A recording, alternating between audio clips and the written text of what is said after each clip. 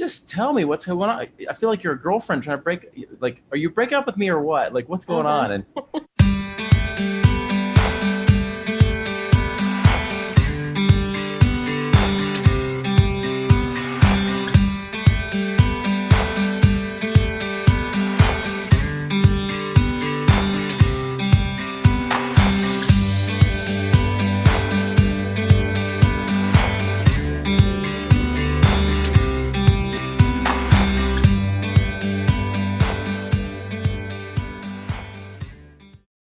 So welcome to the CEO Spot. I'm your host, Amy Walker, and this is your Thursday afternoon, well, morning for you, Chris, but afternoon for me, place to be to get some really good insights in how to grow your business and what this journey of entrepreneurship is actually like versus what we think it should be like.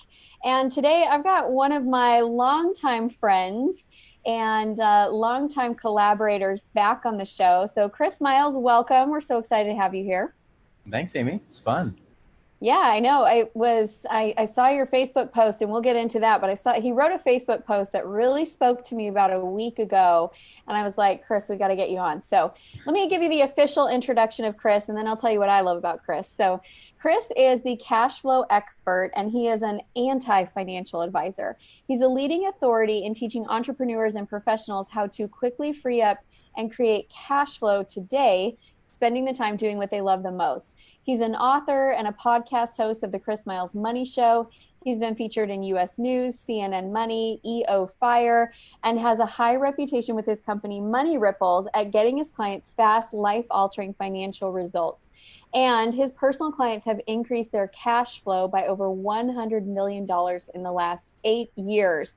And I get to claim part of that as I get a little portion of that for my increased cash flow as your client. So welcome to the CEO Spot. We're really excited to have you here today. Yeah, it's absolutely fun. I'm excited to be here. It'll be awesome. A conversation today. It is going to be a good conversation. So I got to give the official intro, and now I get to give the personal who is Chris Miles behind the scene intro. So Chris, you and I have known each other for what, like 6 years? Yeah, I think 6 years. About 6 years. Or so, yeah. And we actually met when both of us were in our last year of working with the companies we were with before we both launched our companies. So we launched our companies within, I think, 3 or 4 months of each other. I think it was like a month. Yeah. Was it? It was close. I remember it was close. We were kind of both going in that same journey. But it's funny how at that time, I felt like you were so much farther ahead than me. Like, because I was just reeling with that transition, and I felt like you had more stuff together. So that's funny. It was only a month. It's like when you get married like 3 months apart from somebody, and at the time you feel like they've been married for so much longer, but then they're oldly weds, right? Yeah. Yeah. So here's what I love the most about you, Chris. I love that you are, first of all, completely genuine in all that you do. Like you share the hard times, you share the good times. You're really honest about what this journey of entrepreneurship is like, and you don't try to really sugarcoat it. But at the same time, you're like very hopeful on how do we get this to work and how do we make it better. I also have just always appreciated that you really genuinely care about the outcomes for your clients. And I think that, in the financial industry, that's a little hard to find. Somebody who's going to not just try to sell you the advice that makes them personally win, but to really create the best outcome for your clients. So I'm excited to have you on. It's good to be in this space again of getting to collaborate and hang out, and we're going to have a good conversation. All right. I'm looking forward to it. Awesome. Okay. So the Facebook post, do you want to share just a little bit about what you had written, and we'll kind of start from there? Yeah. So, Facebook memories is kind of fun because you go back through your memories and you see the stuff that you do, and sometimes you can see the things you post, but what's beneath the surface of what's really behind it. Right. And so, of course, coming up on my 6-year memories was, things about, excited for the next journey of life. I hadn't made the official announcement that I had launched my new company, but I knew what had happened, So I kind of posted there and just said like, hey, yeah, 6 years ago, this is what happened. I just kind of mentioned about the termination letter. I got handed a termination letter. It says, here's your termination letter and your 2-year non-compete.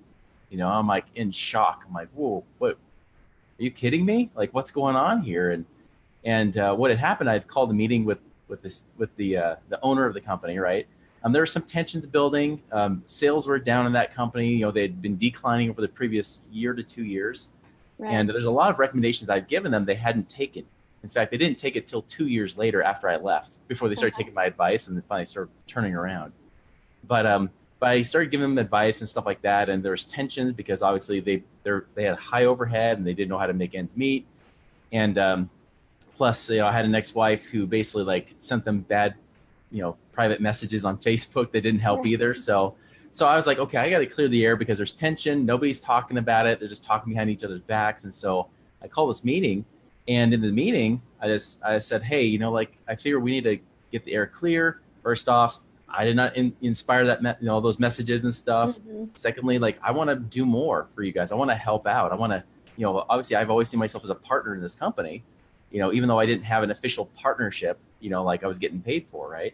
But I had stuck through thick and thin, like we went through ups and downs and all around. And I was like one of the few guys that actually stuck it out for those previous 6 years.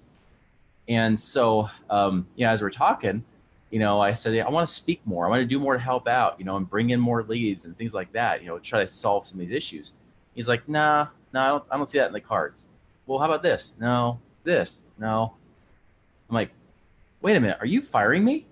And he's like, I just don't know how this is going to work out. I'm like, just tell me what's going on. I feel like you're a girlfriend trying to are you breaking up with me or what? Like, what's going on? And at that time, the CEO walks in, and he's a very stoic guy, right? Like, has like no emotion. He's like worse than Spock, And he comes in, and as he slides this envelope across the table, I see like a tear drip and like fall on the table, and I'm like, and he says, "This is your termination letter and your 2-year non-compete you just signed last year," because I figured I'll be taking over the company. So yeah, I'll sign whatever non-compete you want. Right. Right. So, I figure I'll outlast the owner, in that company. Mm-hmm. And so that all happened, and I'm in shock. I'm like, wait, I can't believe this. What's going on? And I basically I was crying hysterically, like to the point where I was like, I can't even leave this room right now. Like I got to calm myself because for whatever reason, everybody decided to stay late that day. It was like 5:30 in the afternoon. And everyone's right? still there. So you can't make your walk of shame in peace. Exactly. And nobody knew what was going on. Nobody had a clue what was happening. And so anyways, like I, finally composed myself. We talked about what's going on. They said, well, what are you going to do? I said, well, obviously I gave you a verbal promise. You can keep using my cash flow stuff, my old material basically. And, and I'm going to do the same thing. I'm going to teach my cash flow stuff because it's mine. And I might do some things like insurance or whatever. Basically I'll be coaching, but I won't focus on the markets you guys are in. I'm going to go in a market that you totally hate. Like, well, what's that? Utah and women entrepreneurs. They're like, all right, have at it, have fun, like, great, I'll do that. I can go back to chiropractors and dentists in 2 years, and that kind of thing. So that's kind of what happened. I had to leave the room. I packed up all my stuff, quietly left. Nobody knew what happened until the next day after I was already packed up and gone. So and that was scary. I remember driving home. It was rush hour traffic, trying to get home and thinking like, what am I going to do? Like how, because I had the inspiration that I needed to prepare to create my own thing. But I had a whole year timeline before I was going to do anything with that. And it's so funny because so did I. In my mind, Really? It was a year away. And then both of us ended up leaving our companies within like months of each other. I know. It was weird. It must have been something in the air going on right then. It's like, jump ship now. Don't wait a year. But yeah, so I remember driving home and I pulled over. I parked in front of a church basically and just sat in the parking lot like freaking out. And I remember praying and I was like, okay, like what am I going to do? Like how am I going to provide for my family? What's going to happen? And I remember just kind of that small, still quiet voice, that still small voice that said, you know what, like this is all part of your journey. This is going to work out for your best. I was like, all right, I'll just trust, and had to go home and, basically, at that point, I finally called my wife at that time and said, hey, so I'm done. I'm out, and they even gave me like a nice little, severance type check, I guess you could call it, right? And I'm thinking like, oh, cool. Like, thank you. I didn't open it in front of them because I'm like, I really appreciate that. And then I opened it in that parking lot and found it was $1,000. I got so mad. I'm like, oh, you guys, I was offering like, oh, train your people. I'll do whatever it takes to help with the transition. Because I was coaching everybody, and after that, I was like, oh, you guys have fun. Like, right. You guys, millions of dollars, you pay me $1,000. Like, okay, thanks so much, Well, it's interesting because my story was not, I don't know that mine was quite as traumatic as yours. Hmm. I was working with and building a company that I loved and just I envisioned myself there for forever. But then I started getting all these ideas and all this inspiration that was my own stuff. And as I started building my own stuff, it was kind of like, well, Amy, you can stay. We'd love for you to stay, or you can go and build your own stuff, but we don't see it working well for you to do both. And I was like, well, then I gotta go. So but I do remember the panicky feeling of sitting there going, I am 6 weeks away from birthing another human.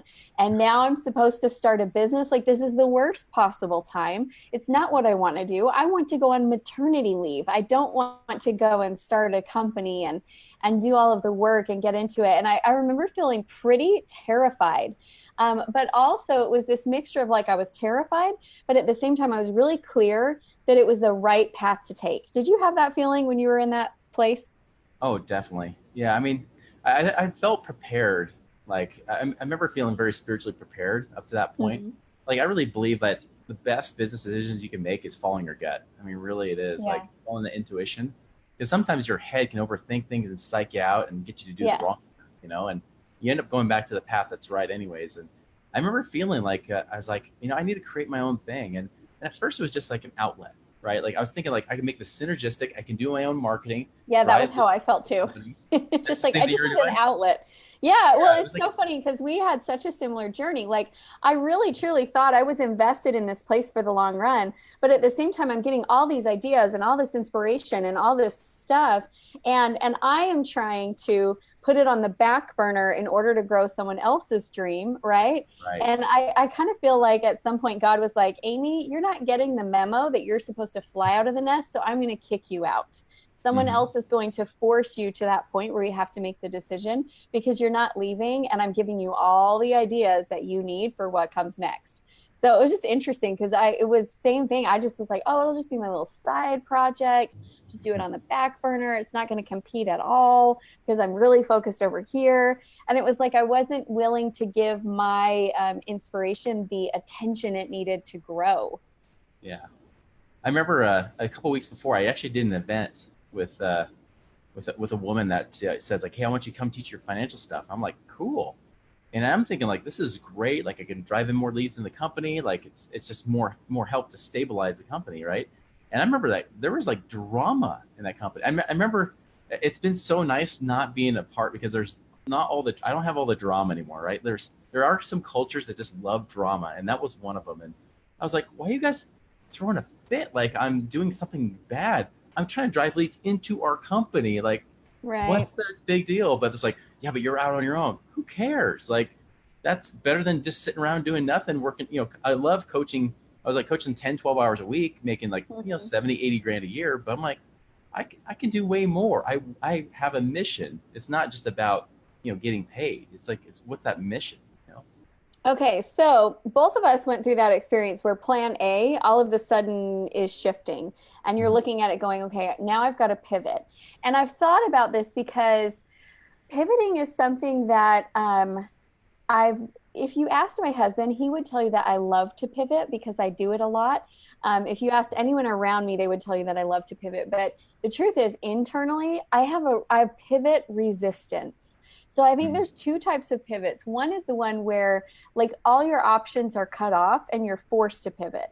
And those ones, like I do it because I'm like, all right, so what I was doing, not on the table anymore. Now we're going to pivot. We're going to do this. And I make those pretty decisively. But here's the pivot where I struggle is when what I'm doing just starts to slowly decline. And I have this tendency to be like, we're just going to work our way through it and we're going to fight our way through it. And if I just put enough elbow grease on this, like it's all going to come together.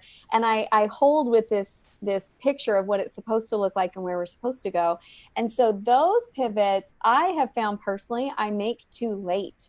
And I sometimes don't catch them early on enough, which if you and I both look back at our dramatic pivots, we probably both had multiple little things going on beforehand that showed us like, hey, it's on the decline. You're going to Mhm. want to pivot.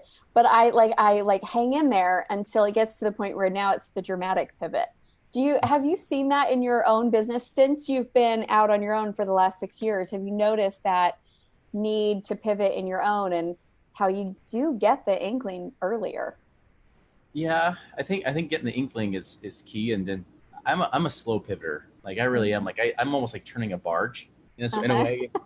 Like I turn and I don't pivot quickly. I mean, there's times like for little things you do quick little stuff, right? But like it's kind of like the way I run. Like I do better long distance. That's why I do like half marathons and such Uh-huh. versus just sprinting. I'm not a sprinter. And same thing in business. I'm not a sprinter either. So from the outside, it looks like I'm just doing the same old thing, just keep running the same track.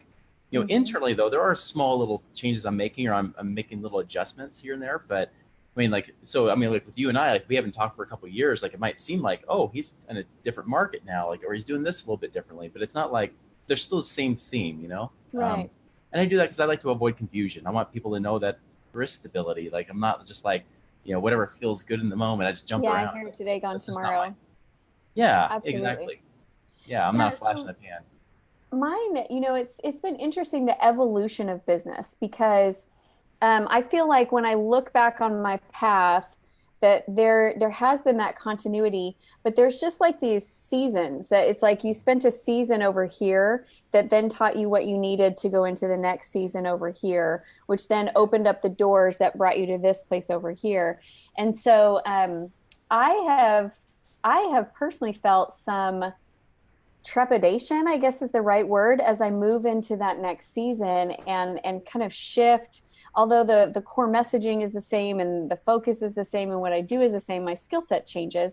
But I've kind of like had a little bit of fear as it's time to move into a new market or a new space, or like I can feel that change of the season come. Mhm. Do you see that with your clients, or have you experienced that as you're going through your adjustments in business?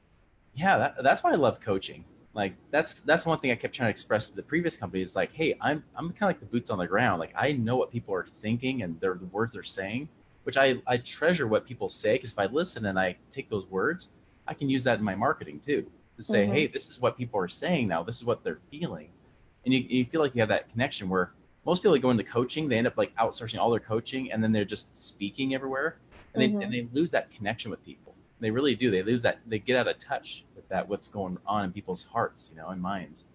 And so I think that's key. And I'll tell you, like, it's really important to kind of listen to what people say, but also follow what your intuition says too. Because I remember 3 years ago, I went through a divorce, and that like rocked everything about me. I mean, I didn't know being a guy who's like a stay-at-home dad, work it from home, that kind of thing, and then all of a sudden it feels like your family's ripped away from you, and you're just by yourself. You're like a single dad. Like that was hard on me. Like, and Mm-hmm. I remember I questioned everything about, well, who am I? What's my identity? Am I in business? Should I just shut down my business? I actually wondered several times, like, should I just quit this thing? Because does anybody even really care? Like, sure, I save people millions of dollars, but what, did it really matter? And obviously, it was more internally crap that was going on versus Right. like really on the outside. But it felt like that. I didn't get like the accolades or the feedback. Like things felt quiet, especially when you're disconnected. Mm-hmm. I remember feeling that way. And I remember I had a business coach that told me, she's like, you know what? You did 6 events this last year. You should do 12. And I'm like, I burned out with 6 events. You want me to do 12 events, like live events? That's crazy. And I remember thinking like, just questioning everything. And I remember questioning that advice. I was like, I'm actually going to do 3 events. I'm going to cut them in half. And it was funny. And I was like, I'm going to stop putting butts in seats. I feel like I should just invite people that should be there. So I'm like, I'm going to do almost the opposite of the advice that I've been given for the last several years. And what's funny is my business started exploding when I Uh-huh. did that. When I started working less, I stopped trying to like force things and just, more do it the way that I felt was right. And then I started to connect more with myself and everything else. And then everything just boomed from there. And like I remember my business tripled in like 1 year, just from doing Mm-hmm. that. And before it's just like the steady growth, and it felt like I was working hard for that steady growth, but then all of a sudden just exploded from there. So I think this is really key, and I have seen the same thing in my business as well, where part of these pivots that we make is I think because we're getting more and more in line with what we really want and what really honors us. And it's Yeah. interesting how we have a hard time letting go of something that's not serving us well. It's like you and I were chatting right before. I just moved. So I sold my dream house and moved into a new house. And I had the hardest time letting go of it, but it was not serving our family well. You know, we had 10 acres of land and we could really only take care of half an acre, you know, let's be Yeah. honest. And we were 30 minutes out of town and driving kids back and forth 5 hours a day in the car. And so I had the hardest time letting go of something that wasn't serving me well. And then as soon as we settled in, it was like, oh, I can breathe again. I can think again. I have creativity again. And I think that same principle happens in our business where, you know, we feel this need to shift. And during the shift, we're like digging in our heels and kind of like, oh, I don't want the change. I like it to, you know, I want it to stay how it was. But in reality, it's taking us to a place that is better for us. And when we're doing business in a way that is good for us, we're always going to be more successful. So I love that you found that and honored that. I feel like you have more wisdom in that area than I do because I still chase the I don't know if chase is the right word, but I still pursue the formula too often. And then I Yeah. have to think about it. And your wife, Adise, is good at reminding me of this. Like, but I have to think about it and be like, I am more than a formula. It's not just the formula. You know, I love the structure and I love the systems, but I've also got to make sure that what I'm doing is really right for me and go to that prayerful place. So that's a really good reminder. Yeah, I had a huge epiphany like on Sunday night. And I was actually talking to my wife Adise about it too, because I was kind of like, I'm feeling something, like I'm feeling a change in marketing, right? For example, and I remember like like this last week, one of my good friends, like he's been posting every day about why it's so important to do daily emails, and Uh-huh. he knocks out a park when it comes to daily emails. I stink at it. I might email twice a month to the point where people are like, I never sign up for your list. I'm like, you don't get in my list unless you sign up for my list, you know? Like, Right. but it was kind of like that. Like it was so infrequent that people didn't even remember who I was, right? And I was starting to think like, well, maybe I should start doing closer to daily emails or whatever. And we kind of decided like, no, maybe regular emails like weekly is fine. Like you do a great job on that. Like we actually mentioned your name. We're like, no, Amy does a pretty good system for keeping in touch. But I started to have this epiphany. I'm like, wait a minute. Like I feel like the way that people are going, it's not the email that does it. It's the connection. Like, do they feel Yes. connected to you? And I started to realize like, I could do less work. I could do less emailing, not less than what I'm doing now, but, not do daily. Because I think daily is like the way that people are, as the answer of trying to overwork to overcompensate for the lack of connection, right? And this guy still does daily emails, does a good job of connection. But I was like, Right. oh, I think he's missing the mark. The connection is the key piece. You can do less and create more with that. Mm-hmm. So that was my big epiphany. It's like marketing. If people would understand, it's more about connecting versus just trying to always be the bug in the ear until there's that sales fatigue where people are like, fine, I'll just buy it. Just stop bugging me. Right? If You you'll know, stop the emails, I will give you my credit card number. yes, That's please not make what we the email want. stop. That's Yeah. funny. Well, I have definitely seen your evolution in business, and it's been, it's been, what's the right word?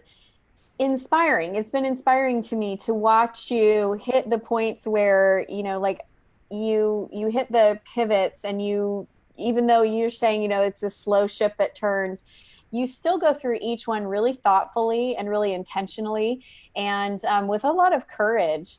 And you have, in the time that I've known you, you've had some big changes in life and in business that, they cause you to really go internal and think about who you are and what you're doing. But I feel like you are more you now than when I met you years ago. And so it's Yeah. what I guess what I want everyone to get out of this is that when plan A doesn't work, there's something better coming along. Mm-hmm. And sometimes when you feel like everything's falling apart, what it really is I call it divine restructuring, which is a nice way to say that God is pruning your life. He's like, cut this Yep. out, that's not working. Let's cut this out, that's got to go. And all of it is things that we asked for with our intentions and with the desires of our heart. But it still is sometimes really painful when you go through that process.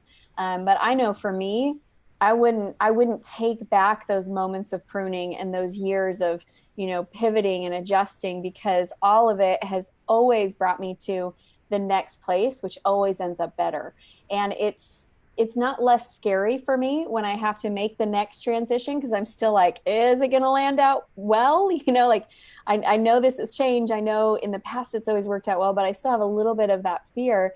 But I will say that every time I've gone through that process, it gives me more confidence and more faith in the process that we're just getting closer and closer and closer with every pivot and every plan B to what ultimately serves us best and makes us happy. So thanks for being an inspiration in the journey. Hey, there are no accidents. That's the beauty Yeah. of all the experiences we go through. I mean, even if it feels like it's unbearable right now, like there are no accidents, and it's like you said, it builds that faith, and I think that's the key. Like if you could actually look in the current moment and say, hey, there's no accident. This is happening for a very divine purpose.